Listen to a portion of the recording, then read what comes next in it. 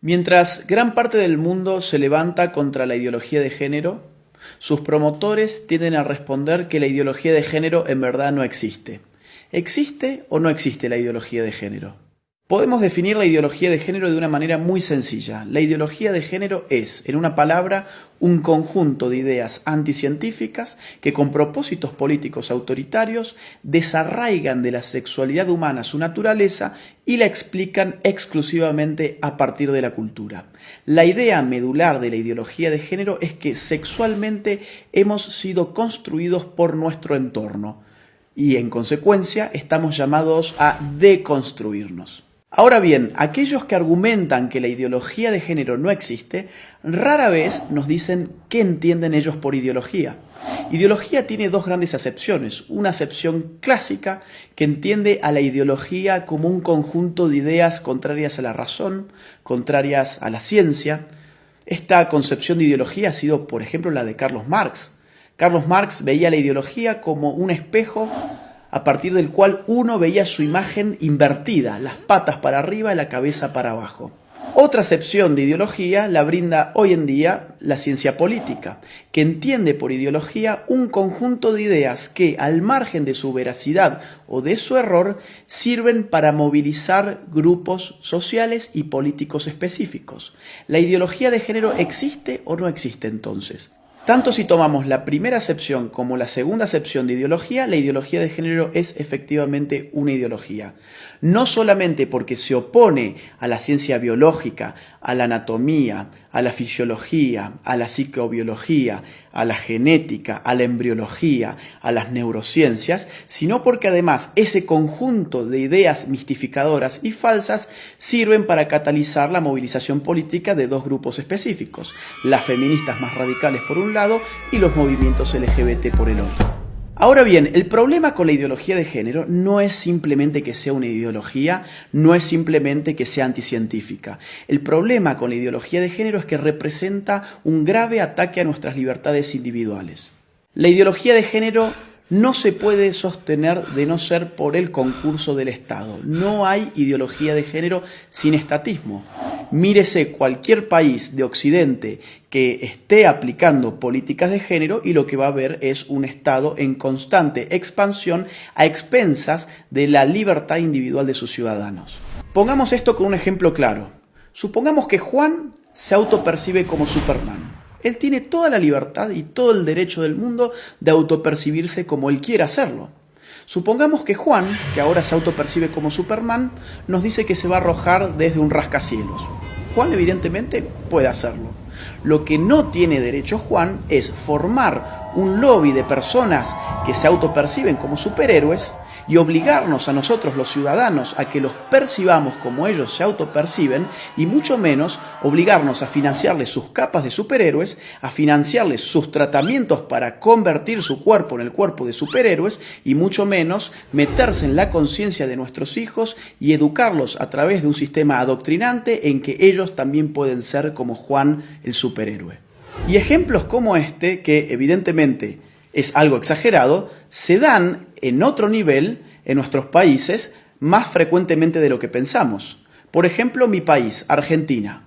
Un señor llamado Sergio cumple sus 60 años. Ocurre que en la Argentina las mujeres se jubilan con 60 años y los hombres con 65.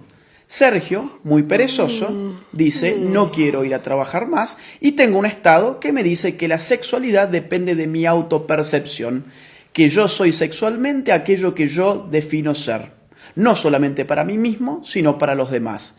¿Qué hizo entonces Sergio? Fue al Estado, se cambió su sexo frente al Estado, estafó al pueblo argentino porque ahora se jubiló 5 años antes. En Argentina también estamos pagando con nuestros impuestos un programa de televisión pública que se llama Todes. Sí, Todes, porque ahora todos somos tan tontos que no sabíamos hablar y estas élites iluminadas de la ideología de género nos van a reeducar en nuestra forma de hablar. Eso es lo que se llama lenguaje inclusivo y en la Argentina ya lo estamos pagando con nuestros propios impuestos. Veamos otro tipo de ejemplo, un caso argentino, el de Babi Echecopar. Un periodista, locutor, tiene un programa de radio, fue muy crítico con las feministas y recibió una sanción de la justicia. La justicia le ha ordenado ahora al señor Echecopar que él tiene que darle un espacio en su programa radial a feministas y, entre comillas, especialistas en género, durante X cantidad de minutos todos los días. Babi Echecopar y todo su equipo tienen terminantemente prohibido refutar a las feministas y a los especialistas de género antes, durante y después de su participación. En Europa, por supuesto, esto adquiere ribetes más radicales.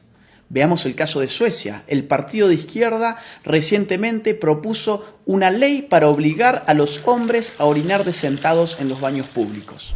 Consideremos también el caso de Hazte Oír, la ONG española que en marzo del 2017 lanzó a las calles un autobús anaranjado que decía: los niños tienen pene, las niñas tienen vulva, que no te engañen. De inmediato, un juez emitió una orden para inmovilizar el autobús, afectando la libertad de circulación y de expresión de Hazte Oír, bajo la presuposición de que decir semejante cosa era un crimen de odio. Después de todo, según la ideología de género, existen niñas con pene y niños con vagina. En febrero de 2019, el gobierno socialista español terminó retirándole a Hazte Oír su utilidad pública precisamente por criticar el dogma de género. Mientras tanto, en el País Vasco se ha pedido la prohibición del fútbol como deporte en los colegios porque se dice que territorializa con criterios de género el espacio recreativo. ¿Tanto se mete el Estado en tu vida bajo la hegemonía de la ideología de género que, por ejemplo, tomemos el caso canadiense? Allí, un proyecto de ley pretende penalizar a aquellos que utilicen pronombres de género equivocados. ¿Y esto qué significa? Por ejemplo, yo, llamándome Agustín, si en Canadá digo que en verdad soy Agustina y me autopercibo como una mujer, y un canadiense se confunde y me trata a mí como él en vez de ella, yo podría judicializarlo y él podría terminar hasta 6 meses preso por no aplicar el pronombre de género correcto respecto de mi nueva identidad de género. Pensemos, si no, en otro reciente caso de la Argentina. Florencia de la B, un travesti muy famoso de mi país, recientemente en la ciudad de Carlos Paz, ganó el premio a la actriz del año.